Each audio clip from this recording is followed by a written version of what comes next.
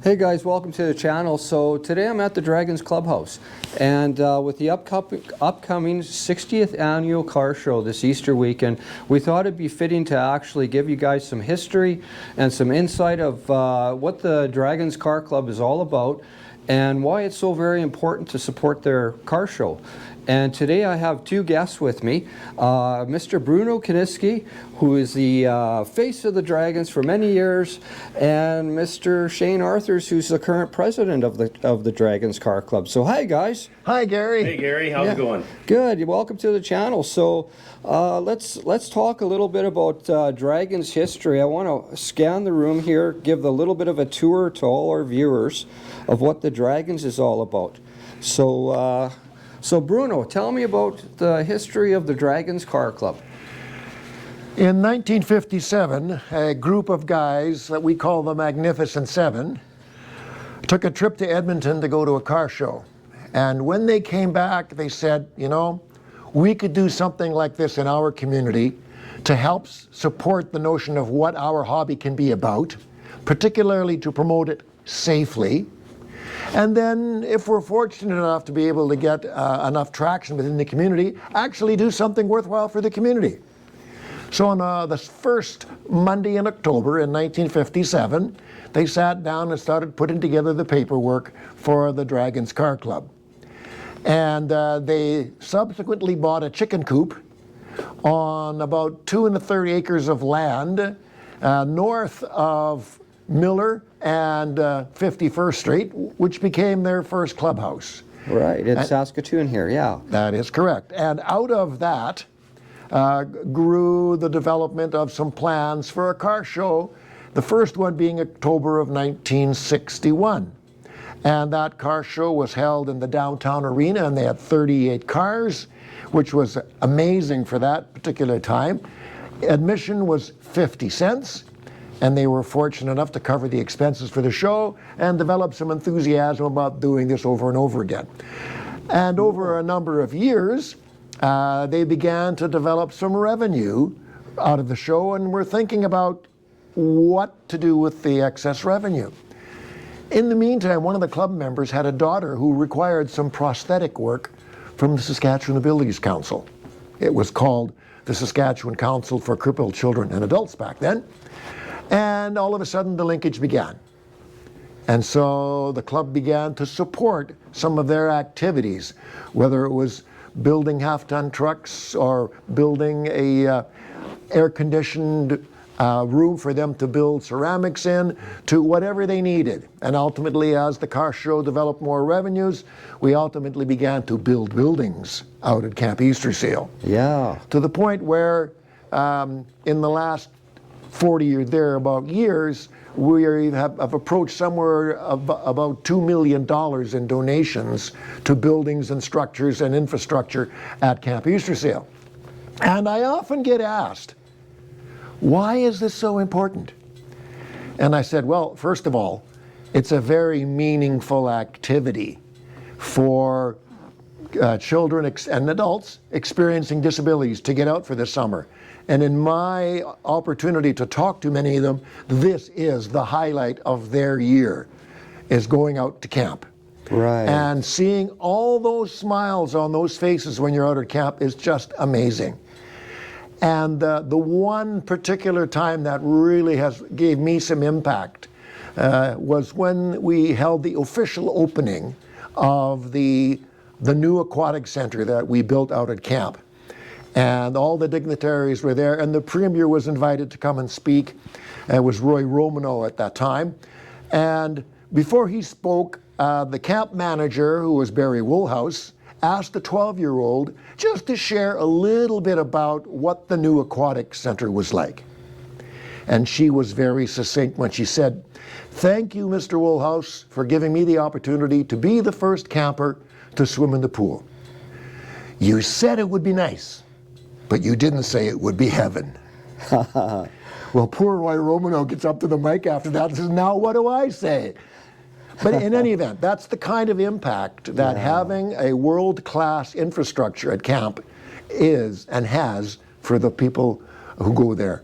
and who look forward to it every year. And in fact, at this particular point, we can't even offer any adult or child experiencing a disability to be at camp every year. There's way more demand than there is spots. So we now have to start spacing that out. But anyway, it's such an important part of it. One other story just came to mind. At one time, I was also the president of the Saskatchewan Abilities Council. And in the middle of the summer, I got a phone call from a mother. And she says, "What did you do to my son at camp?" And I said, "Ooh, well, I'm not sure I can answer that question, but if you tell me a little bit more about it, I could probably hook you up with someone who could tell you." And she said, "Well, he bothered me for at least a year, begging for the opportunity to go to camp. And he had cerebral palsy. And I saw that as my life duty to look after him. Woke him up in the morning, bathed him, dressed him, fed him, exercised him, and then reversed the procedure at night." And she said, "I was really scared about leaving him with total strangers at Camp Easterseal. Yeah. I finally got the courage to do it when he was 11.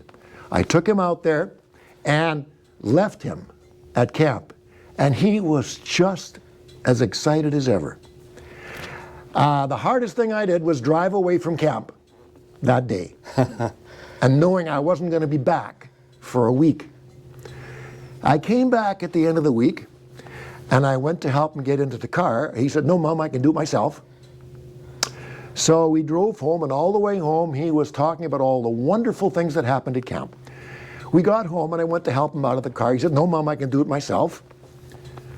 And then I went to push him up the sidewalk to the house. He said, "No, Mom, I can do it myself." I was going to open the door for him. He said, "Mom, I can do it myself." Sat down for dinner. I was going to feed him. He says, "Mom, I can do it myself." Wow. I went to wash him up to put him to bed. He said, "Mom, I can do it myself." I went to help him to get into his pajamas. He said, "Mom, I can do it myself." What did you do to him in a week?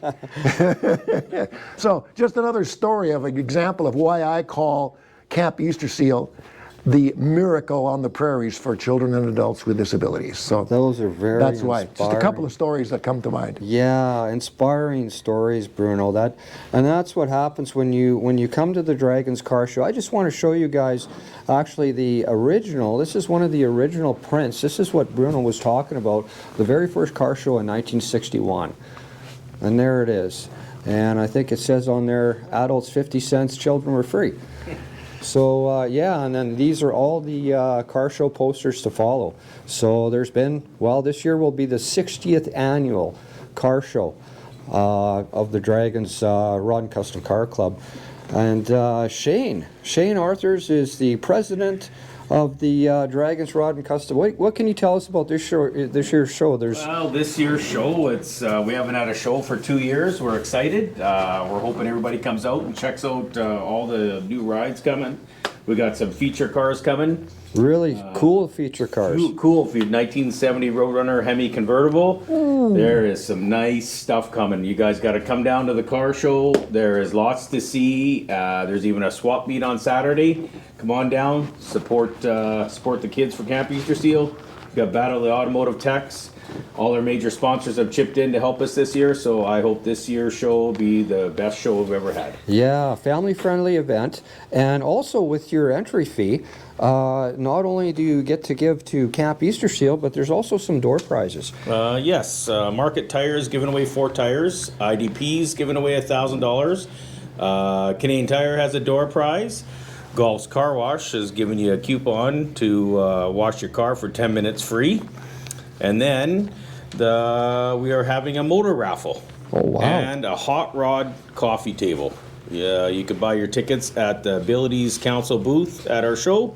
Come on down and check things out. Cool, but those door prizes, you're actually entered to win as soon as you walk in the door. All you got to do is fill out your name. Oh, yep. You just got to fill out your name and put them in the draw booth, and at the end of Saturday night, they're going to draw everybody's name. Lots of value for your dollar here, guys. So this is a family-friendly event. This is actually the poster of this year's car show. Yeah, the poster is a 1957 Chevy. It's one of our longest standing members, and this is the first time his car has ever been on the poster. The show goes from 9 to 9, Friday and Saturday, Easter long weekend. Oh, well, that's great. Well, we're really looking to that show and all the feature cars. Actually, you guys got to stay tuned to this channel because we're going to have more information on the upcoming Draggins Rod and Custom Car Show, the 60th annual. Very cool. Well, thanks, guys. Thanks, gentlemen, for hanging out with us here today and sharing some information. Thank you, Bruno, for all the history on lots of inspiring stories and what. So it's been almost $2 million donated to Camp Easter. For the Draggins Car Club is their biggest contributor, and it's been their main focus for many, many years. So thanks very much, guys. Appreciate it. Thanks Thank for you, watching, Gary. everybody. Thanks, Gary.